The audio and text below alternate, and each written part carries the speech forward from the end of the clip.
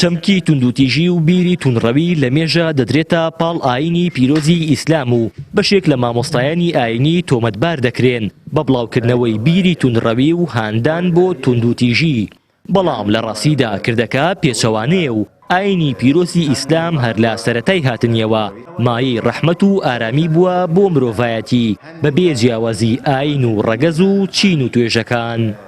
مامۆستایەکی ئاینی ئاماژە بەوە دەکات بەشێک لە توندوتیژی لە سروشتی مرۆڤدایە و بەشێکی دیکەشی کاردانەوەیە و لە ئەنجامی هێرشی ناڕەوا بۆ سەر ئاینی زۆرینەی خەڵکی کوردستان و بریندارکردنی هەستی هاوڵاتیانە. موضوعی توندڕەوی يعني صفتێکی سروشتی مرۆڤە هەموو کەسێک توندڕەوی تایە بڕۆ سەیری شعری جاهیلی بکە و حتا شعری شاعرانی خۆمان وایە لەناو بابەتی غەزەلا توندڕەوی و خوێن ڕشتن و ئەی کوژم و گۆشتی خۆم و خوێنی خۆم نەیە یعنی ئەمە شتێکە توندڕەوی صفتێکی سروشتی مرۆڤە هەر وەکو چۆن پێویستە یعنی بدرێ لە توندڕەوی بدرێ لە شڵڕەویش. هۆکاری توندڕەوی یەکێک لە هۆکارەکانی ئەوەتانێ مەسەجاری وایە وەزارەتی پەروەردە لە ناو کتێبە هێرشەکە هاتە سەر ئیسلام لە ناو کۆمەلگایەکە کە سەدان ساڵە موسڵمانە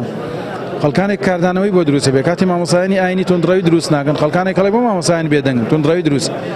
لەبەرەوە ئەو کەسێ ئەوێ معالەجەی توندڕەوی بکات چەندێک کەدا لە توندڕەوی ئەو نەبدا لەو کەسانی کە هۆکارن بۆ دروستبوونی توندڕەوی چونکە توندڕەوی شتێکی واردە کابوو تۆ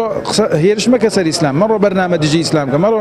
لەناو پەروەردەیە شتدانە قسە بە پێغەمبەری ئیسلام و گاڵتە بە دین بکە و کاتە بابەتەکان زۆربەی عیلاجە بوو. بەشێکی دیکە لە مامۆستایانی ئاینی دووپادی دەکەنەوە سەرهەڵدانی توندڕەوی و توندوتیژی بۆ پڕنەکردنەوەی پێداویستیەکانی هاوڵاتیان و گەندەڵی و نایەکسانی و پێنەدانی مافەکانی تاک و نەبوونی عەدالەتی کۆمەڵایەتی دەگەڕێتەوە کە هەموو ئەمانە هۆکارن بۆ ڕەخساندنی زەمینەی توندوتیژی. مەئامرەیەکی دۆلی هەیە دژ بە ئیسلام بۆ ناشرینکردنی ئیسلام دەستێک هەیە گەنجان هانەدەن بۆ دروستکردنی ئەو فکرێ لە نێو گەنجانە گەندەڵی گەنجان وا پێەکە کە گیانی تۆڵەی تیا دروست ببێ حەزەکە تۆڵە بکاتەوە لە ڕێگایە کە دەستی بکەوێ و ئیتر هەر ڕێگایەک بێ بەس بتوانێت تۆڵەی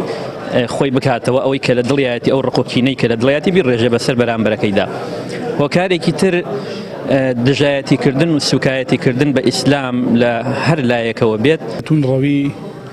ئەبێ سەرەتا سەیری هۆکارەکانی بکەیت چی دروستی کردووە ئەو چارەسەرکردنیشی ئاسانە. دروستبوونی توندڕەوی کۆمەڵی هۆکاری یەکێک لە هۆکارەکان بریتە لە ئەو کەس ئەو تاکەی کە ئەو بۆچوونی بۆ دروستە بێ بێگومان کەمی زانستی شەرعیە. یەکێک لە هۆکارەکان بوونی نەعەدالەتی کۆمەڵایەتیە بوونی ینی حتا یەکێک لە هۆکارەکان بریتە لە تەدەخولی وڵاتانی ڕۆژئاوا لە وڵاتانی ئیسلام طبعا لەمانە بیانونین پاساونین بۆ توندڕەوی بەڵکو خوێندنەوەیە کە بۆ واقع بۆ ئەوەی بمانوێ واقع چارەسەرکەین پێویستە هۆکارەکان بزانین. جگە لەمانە بیری توندڕەوی هۆکارگەلێکی تری هەیە بەڵام زۆرترین جار ئاینی ئیسلامی پێخەتابار دەکرێت کە دەستی هەیە لە دروستکردنی بیری توندڕەوی ئەماش بە بەرنامە و بە پیلان کاری بۆ دەکرێت و هەوڵ دەدرێت ئاینی ئیسلام لە بەرچاوی شوێنکەوتوان و هاوسۆزان و تەواوی مرۆڤایەتی بخرێت ئەمەش وەک بەشێک لە ئەجێندایەکی سیاسی گوماناوی دەبینرێت. هاوار محەممەد کەناڵی ئاسمانی پەیام گەرمیان